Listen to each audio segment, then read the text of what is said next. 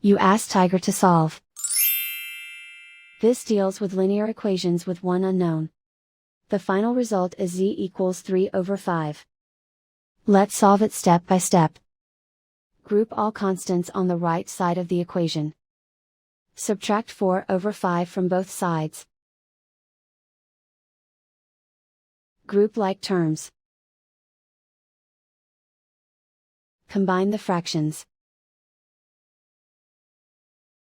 Combine the numerators. Reduce the zero numerator. Simplify the arithmetic. Combine the fractions. Combine the numerators.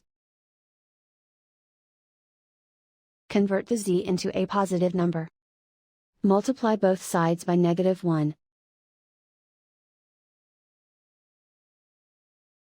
Remove the ones.